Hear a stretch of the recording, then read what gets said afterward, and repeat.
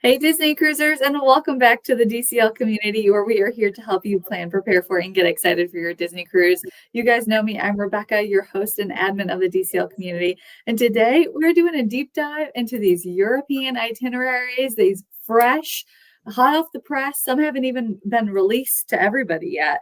So I am so excited to get into these. As you're coming in, please say hello and let us know which itineraries you maybe have your eye on for next year. But Stacey, do you want to go ahead and introduce yourself? Sure. Hi, I'm Stacey Johnston from Marvelous Mouse Travels, and absolutely love cruising with Disney. I've been a travel agent for 5 years now. Have really found that I really love booking Disney cruises in particular. Been traveling all over the world with Disney Cruise Line, and of course do Walt Disney World, Disneyland. Do a lot of land and sea packages, Adventures by Disney as well too. But my heart definitely it lies with Disney Cruise Line. It's our family's preferred vacation. We just absolutely love it. Oh, I was gonna say there's so many great vacations with Disney, but Disney Cruise Line is just something special.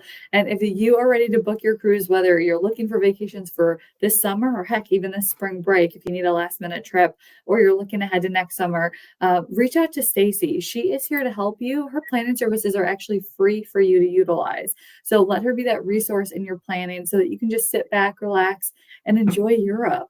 But let's go ahead and dive into kind of I guess where in the world Disney's traveling to in Europe in 2026. Yeah, so super excited about the new 2026 itineraries.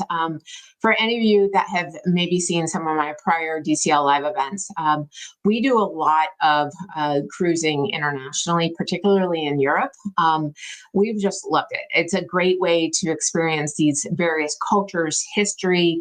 My son is taking Latin and he's asked to go back to the Vatican again because he was pretty little. So he remembers the Colosseum, but he doesn't remember the Vatican. So I said, we'll definitely try to find some time to get on, a cruise to get you back to the Vatican. So it's really a great way to raise your children and experience these various cultures and again, the history.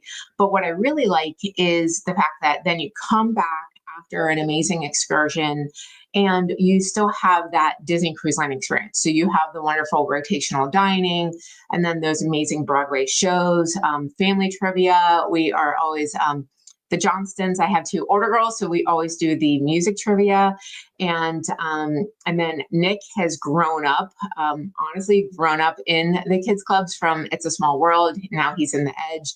And so then he goes to the kids clubs in the evening and makes his friends. And so it's really kind of the best of both worlds for us, at least for the Johnstons. We love exploring places we've never been and then having that Disney Cruise Line experience to finalize your night and then have it. And honestly, if you've never been on a Disney cruise, you should, you'll probably read all the blogs, but the linens on the Disney Cruise Line and the pillows, I don't know what they do, but they are top notch. Everyone's saying, where do they get their mattresses? What linens do they use? What pillows do they use? What is that comforter? I'd like to purchase that. So it's really going to be one of your best night's sleep because you're pleasantly tired from your excursion. You've had a great dinner. You've gone out to the activities, and then you come into these amazing linens. And so we love cruising in Europe just for that reason alone. And oh my God. Yeah, There's nothing like the beds on board and those pillows. Oh, it's heaven. It really is. And it is that perfect balance of getting to play and explore and do something new, but that classic Disney experience and service that just makes it the perfect sandwich of a vacation, if you will. exactly. It really is. So super excited to have the dream back. 2025 was the season of the fantasy in Europe. And so the big question was, who's going back to Europe? But we got a hint of what the fantasies itineraries were for the earlier bookings in 2026 through the spring. And so, realizing that the dream is likely going to make their way back to Europe. So yes, the dream is making their way back to Europe. So we've got some brand new itineraries, some brand new destinations. Obviously, as I've mentioned, what we like about Disney Cruise Line, but what we like particularly about the Disney Dream, it's obviously got these amazing Broadway shows. I think The Beauty and the Beast is one of my absolute favorite shows at sea. It's stunning. I mean, the visual effects, the singing, the dancing, the Be Our Guest number alone is worth it. So it's so definitely one of my favorite shows. If you go on the Dream, that's a do not miss. The Aqueduct is so fun. I do love the Aquamouse too. Don't get me wrong, but we definitely love the Aqueduct when we go. Some really great adult area as well too. The Edge has recently been remodeled, and the Dream just came back from a dry dock. I have not seen it since the dry dock, so I'm excited to see some of those changes that have occurred. Oh my gosh, so much to look forward to. I know that sometimes people will want to gravitate towards the newer ships thinking newer is better, but people love the Dream, and especially with some of those updates like the Cantina. Oh, I'm so excited.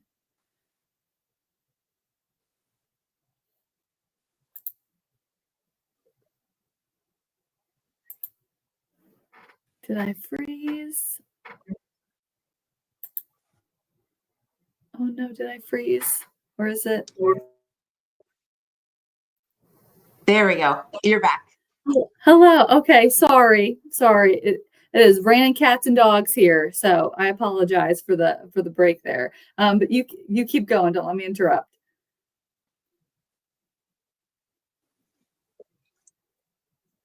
Yep, I can hear you fine now. Well, that is good. So let's talk about some of these new destinations and unforgettable experiences. I know I was excited to see some new spots this year or for next year.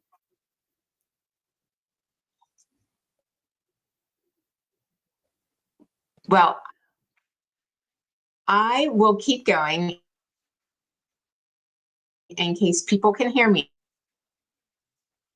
So, particularly second, some new excursions for 2026. So some brand new stops, some brand new itineraries, and really excited about that.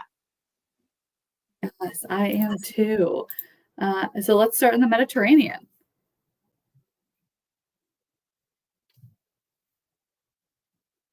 Yeah, so this one is my ultimate favorite for first time cruisers to Europe.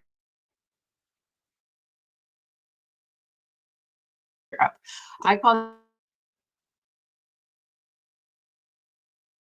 safe to walk around at night, and has amazing. We go to combinations those highlights of those European cities that you know read about in history books. And so Pompeii was one of my son's favorite stops. He still talks about Mount Vesuvius and the casts, and but our favorite, of course, was going to Rome for the day and just seeing everything. We went inside the Colosseum, we went to the Vatican, we had an amazing Italian lunch, we had gelato, we saw the Trevi Fountain through the three coins in the fountain, and so just was a really great time.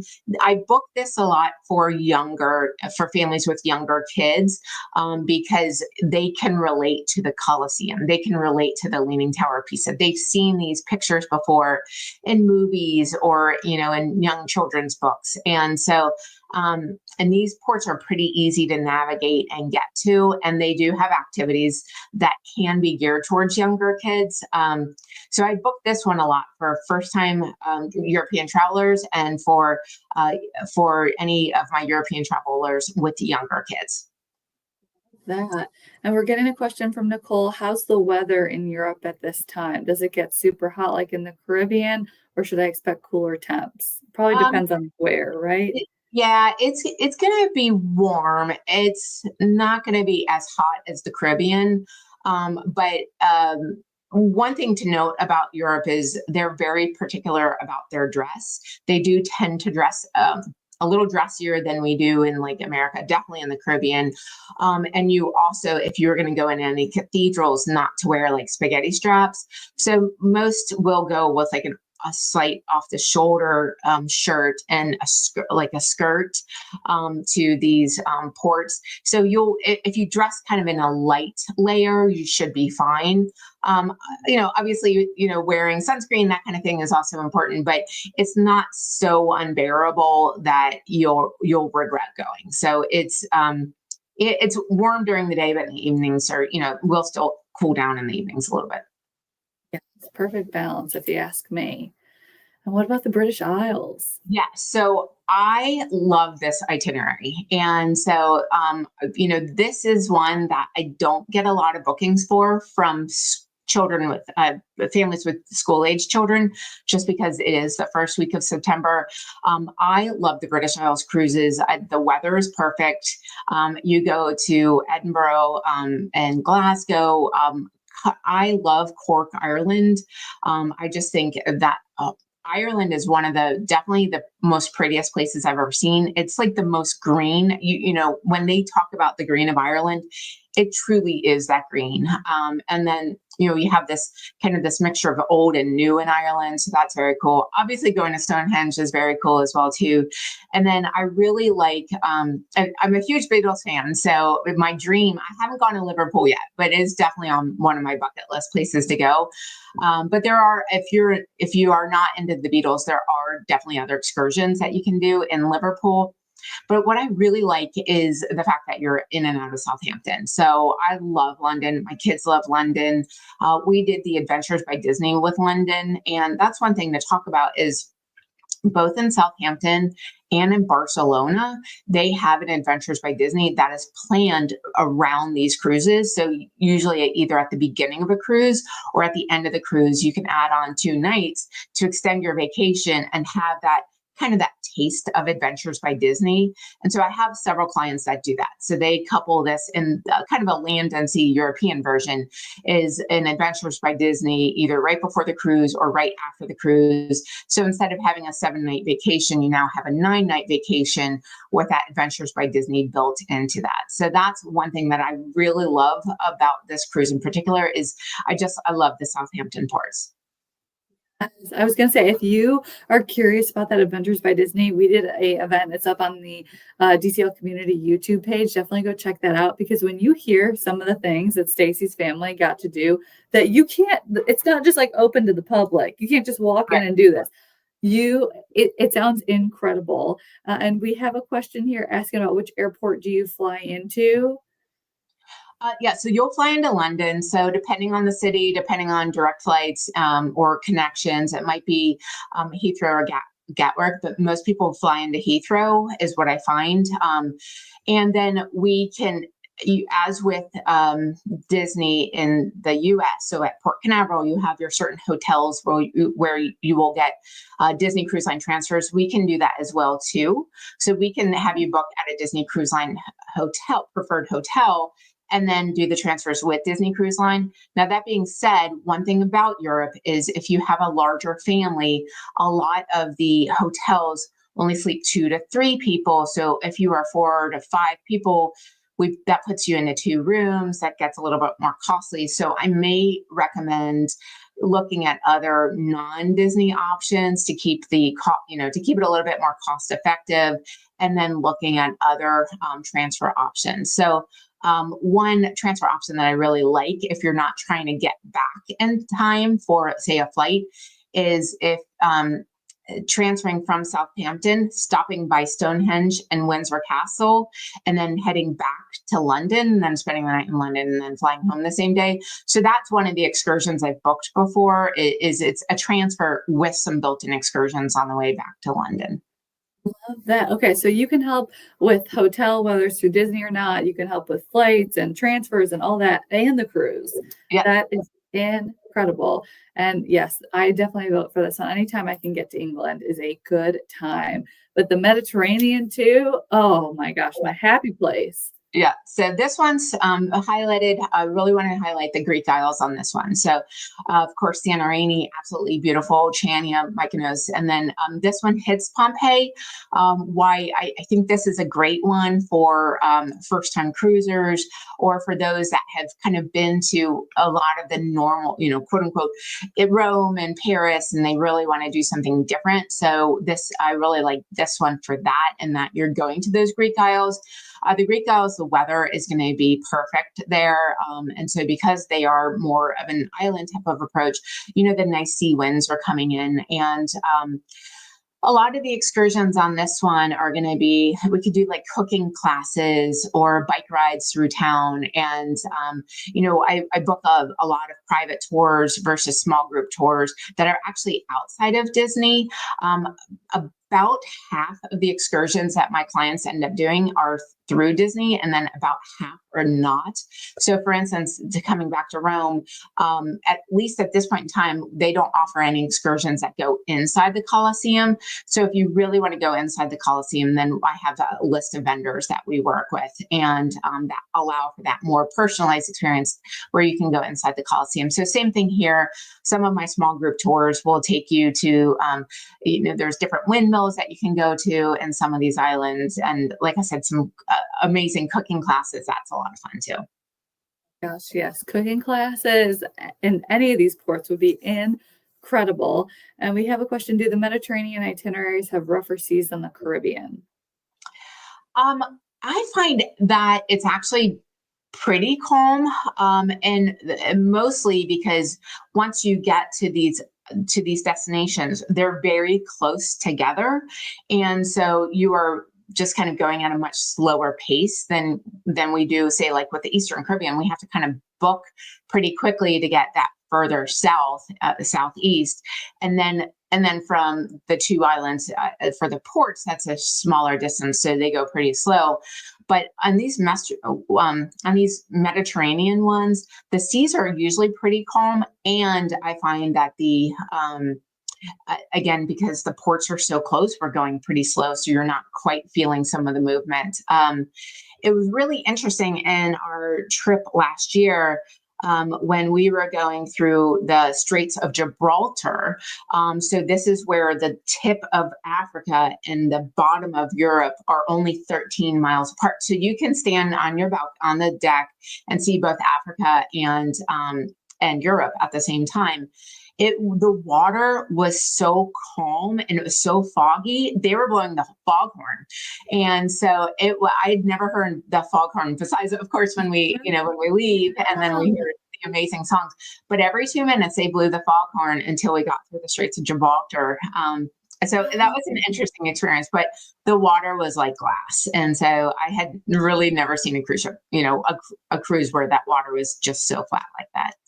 Yes. Oh, that would be chilling. That would be so cool to see. It Oh my was gosh. cool. And so we had a balcony because I kept hearing, what is this? And it was pretty early in the morning. And so I said, I think that's the foghorn. So we went out and we sat on the balcony. We just watched, the Straits of Gibraltar go past. So it was pretty cool. That is amazing.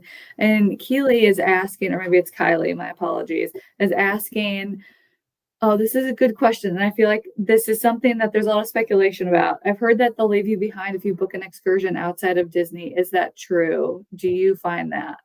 Okay, so that's a great question. So we have some preferred vendors. So the official policy by Disney is that if you're not in the port in time, that they will, leave without you.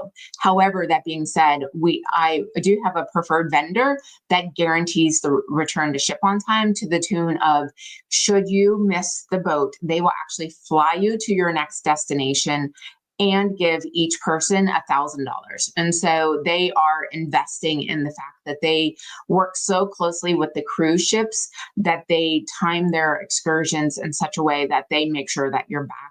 And they give about an hour buffer. So if the all aboard time is, say, 6:30, they will plan to have you back by 5:30, to allow for that extra time in travel, in transit, or anything along those lines. But knock on wood, they haven't had anyone had to take them up on this offer so far. And this particular company has been in business for about 30 years.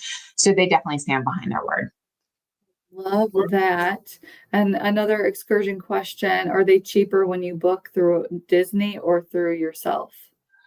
Yeah, so if you work with a travel agent, they will usually have some preferred excursions that are less expensive for the most part. Now, a private tour in Rome is not going to be less expensive than going on kind of their best of Rome tour through Disney, but you are talking about a group excursion of say, 20 to 40 people versus a private tour guide and a private driver.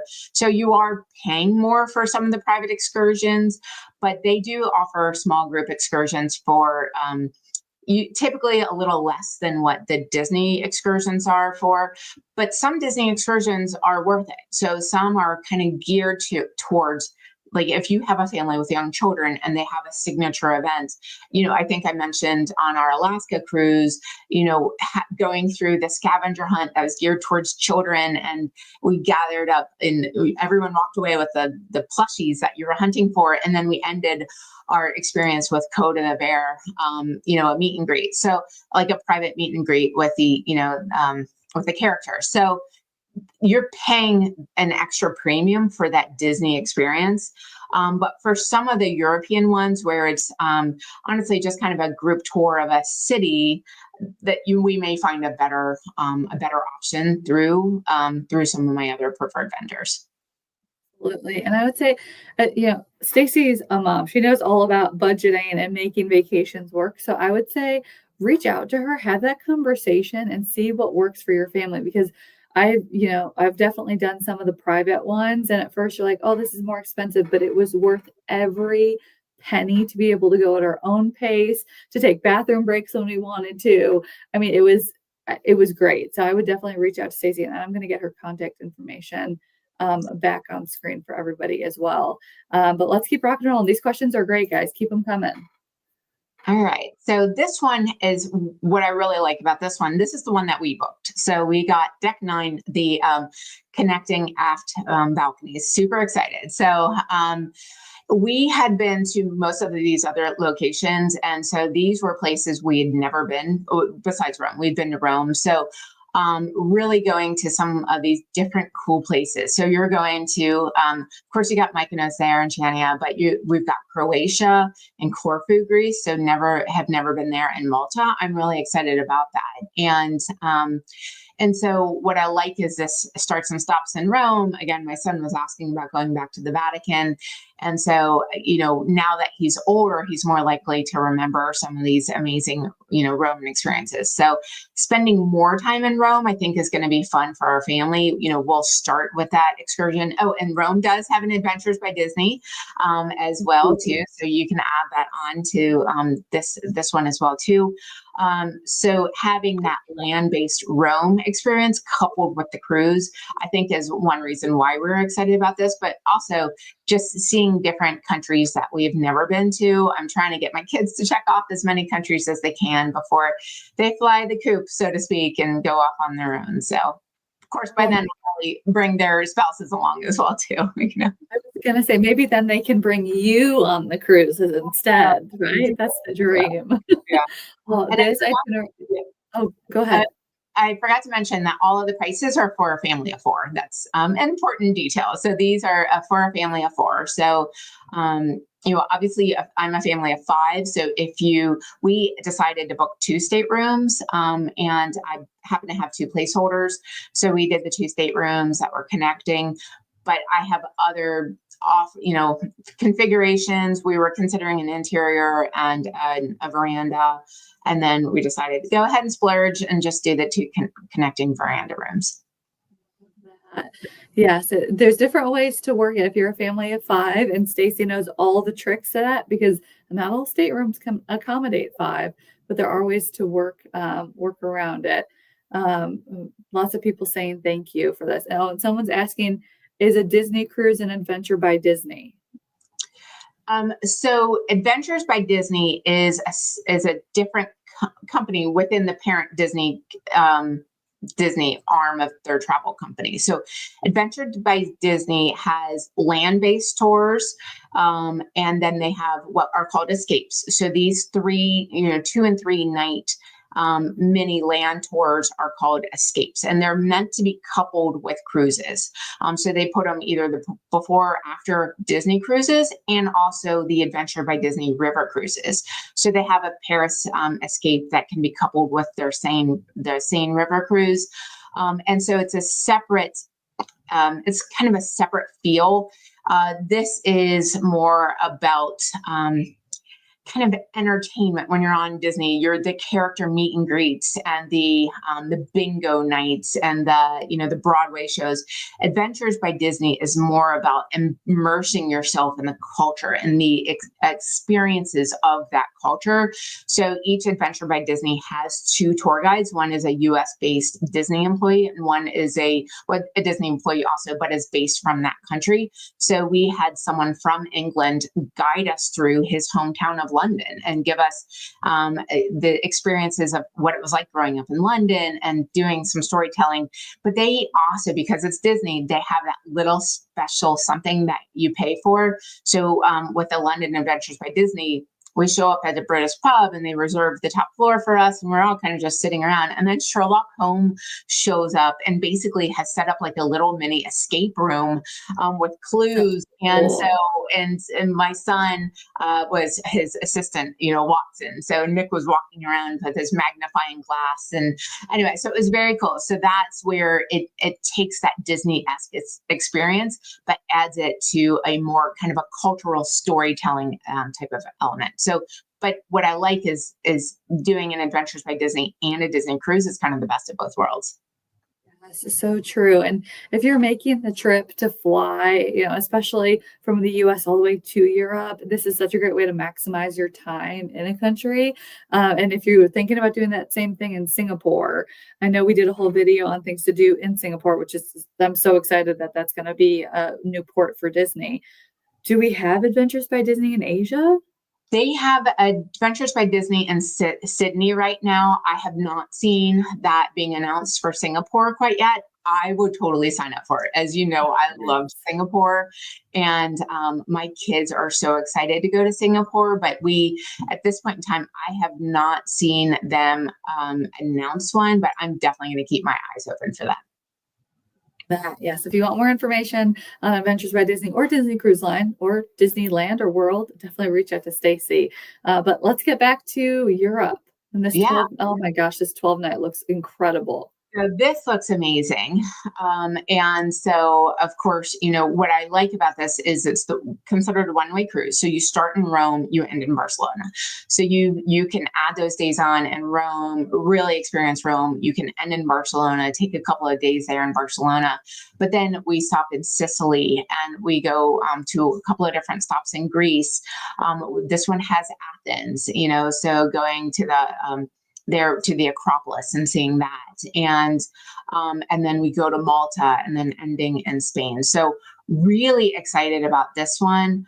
My kids love the 4th of July, and I think they probably would disown me if I skipped the 4th of July. So it's one of my kids' favorite holiday. And so, we definitely committed to being home for the 4th of July, but otherwise I would totally have signed up for this one instead of the one I did, because this looks amazing. So I'm super excited about this one. Gonna say, I hope they do this one again or in 27 so that you can do it then. I know, exactly. So I love that Norwegian Fjords cruises. So they have 2 in 2026. I just chose one to show a sample of what it looks like. So you're going to be starting and stopping again from Southampton. You'll have 4 stops in Norway. Norway is a lot like an Alaskan cruise, very nature-esque. There's hikes. There's a lot of the raft rides. So, you go on a rib boat through the fjords. Hiking waterfall excursions where you can go hike to the waterfall. In Stavanger, there's something called Pulpit Rock, which is this huge rock that overlooks the fjord that you can hike up to. And I actually have a client that's booking this tomorrow for when Silver opens. And I showed her the excursions, and we did pick out, there's basically a nature hike that is available for kind of younger kids as well too. And so having that kind of that more nature-esque experience is also amazing. So we were going to do this one this summer. We were going to do the Norwegian Fjord one this summer. Our family decided to go ahead and do an Adventures by Disney Costa Rica. So don't feel too bad for us that we're not going to Norway this summer. We had already been to Norway, and so we wanted to try something new. And so we had already gone on a Norwegian cruise. So this one we love as well too. My kids loved the Alaska, the scenery, and this one's very similar, and that it's just scenery everywhere you go, and it's beauty and it's nature. And then on your port days, you're hiking and seeing waterfalls, and you're going on these smaller boat rides into the fjord. So that one's very cool. Plus, the Norwegian people are really nice, and anyway, so this is a lot of fun. Gosh, it sounds incredible. Norway is somewhere where it's always been on the list, but you just sold me on it. I definitely need to get to Norway. Yeah. And we do have a couple other questions. I know we're wrapping things up, but we got a question. Where was it? Oh, is concierge worth it for Europe? I think so. So what I like about the concierge for Europe is that they're long ports. And so when you get back, it's so nice to be able to just go and sit in the concierge lounge and kind of be catered to. And, you've got going and getting a glass of wine at the open bar, from 5 to 10, and knowing that you're not having to rush to go get a seat at the show. And so just kind of having that really high level experience. I would sail concierge every time we could. We've been a concierge on several of the cruise ships, and it is an amazing experience. We're doing concierge this upcoming weekend. We leave tomorrow for a cruise, but we're doing concierge on Celebrity. But so I highly recommend it. If you can do concierge, I say go for it. But if it's a difference between doing concierge and not going, then I'd say, I think it's more important to go and experience these places than doing concierge. But if you can definitely do it, I'd say go for it, because just concierge in Disney is like no other. Oh my gosh, I've heard so many amazing things. Eventually, I will get in there and I will book a concierge stateroom and see what that lounge magic is all about. It is. And Amber is asking, I can't get over these prices compared to some other cruise lines. Is Disney really that much better? Looking at Royal and considering that, are there any other cruise lines in Europe you would recommend? Yeah. So our first European cruise was with Royal. We had a blast. And so it was a lot of fun. We keep coming back to Disney just because of the experiences, the customer service, just, what you're going to get. It doesn't matter whether it's their oldest cruise ship or their newest cruise ship. You're going to walk into this pristine ship.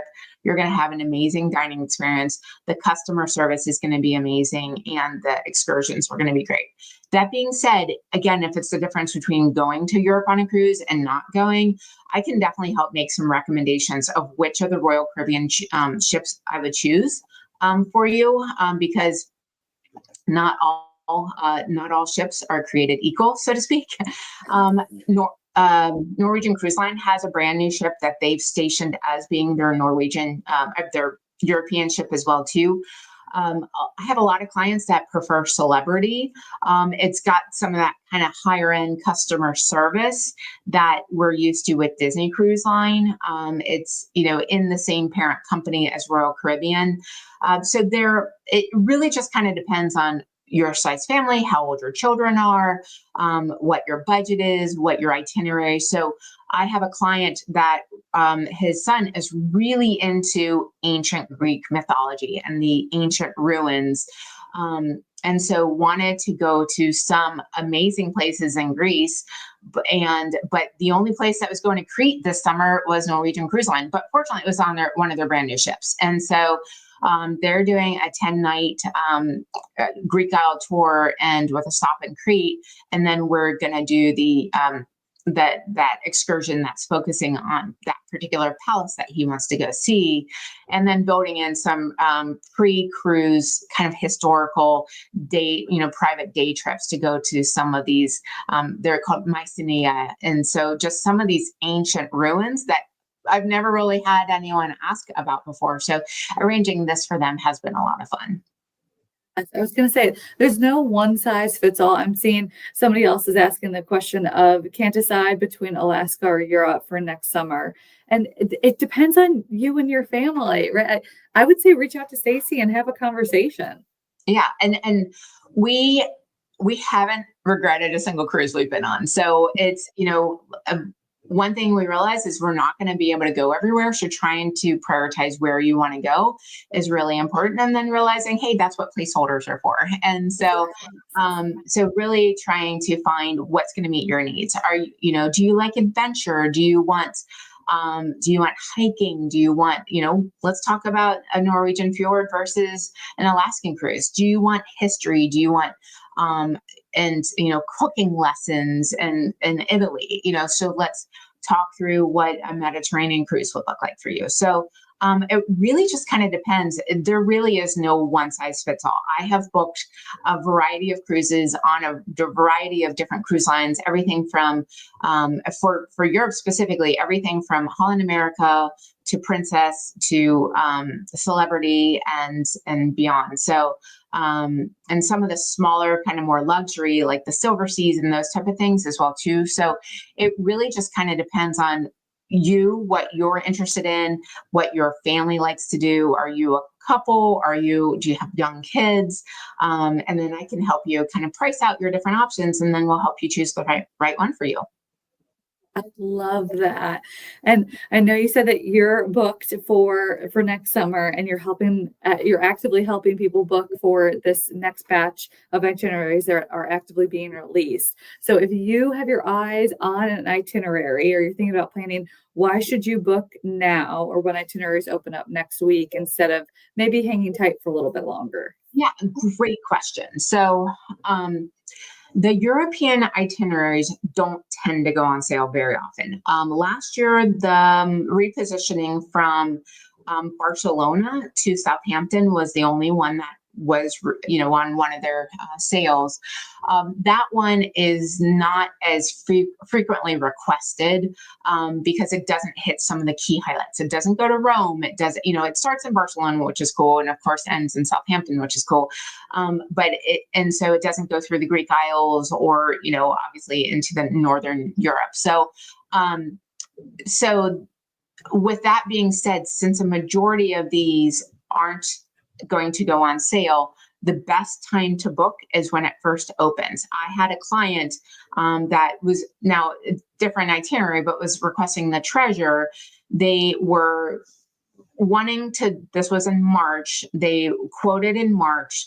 They were going to book in April, but decided to wait and see. They ended up booking in May. Their price had gone up $3,000 for the same size family, the same stateroom, and it's unfortunately supply and demand. So Yeah. The more these cruises sell out, the higher the price is going up, and we've already seen the price go up. From the day of Pearl opening to Platinum and tomorrow is Silver. So, it's not gone up significantly, but it is important to note that as people are booking these particular staterooms and the verandas do tend to book up this quickest in Europe because everyone wants to sit and on their balcony. Same thing with Alaska. The verandas do sell out pretty quickly on these kind of more special itineraries.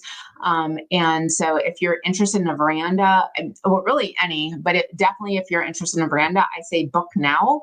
And the beauty is I will monitor your any promos. So with the Disney Plus promo that came out, I actually had maybe 10 reservations that my clients had already paid in full, and it did apply for them. And they were actually had gave my clients a refund. And so because I proactively went in and I asked Disney, does this apply to my clients? Is this anything that we can retroactively apply for them? And so they give them some money back. So it's very cool that Disney was honoring that for clients. But it does take a travel agent to monitor that and to ask. And some of my clients will say, hey, I saw there was a new promo. Can you reprice out my cruise? Absolutely. And let me see. And usually I say, because we booked so long ago, we got it at a better price, but here's what the current price is. But it's nice having that travel agent kind of look out for you and be willing to call Disney on your behalf and be your advocate. Absolutely. I think, so many times it's easy for someone to set it, forget it, right? They book your cruise and you see them the next time you want to book. But to have someone like Stacey, who you guys can tell her passion for Disney Cruise Line, for traveling in Europe, it's so apparent. And she's got your back when it comes to these vacations. She knows that every penny counts, and being able to save money and looking out for you. I mean, that's a priority for her. So if you are ready to book your vacation, or even if maybe you're still a little hesitant and you're trying to figure out what your options are, reach out to her. She's so responsive. Schedule a quick call, have a conversation about what your family likes, where you're traveling to or from. Our flight's going to be a part of the conversation. Do you want to go to the parks as well? And she can customize a recommendation just for you. And again, her planning services, they're free. They don't cost you anything extra. So she is here to help. And Stacey, thank you so, so much for hanging out with us today. This has been a blast, and I cannot wait to hear what everybody's going to book for summer 2026. Yes, thank you so much. Yes, we'll see all y'all on board real soon. Bye, guys.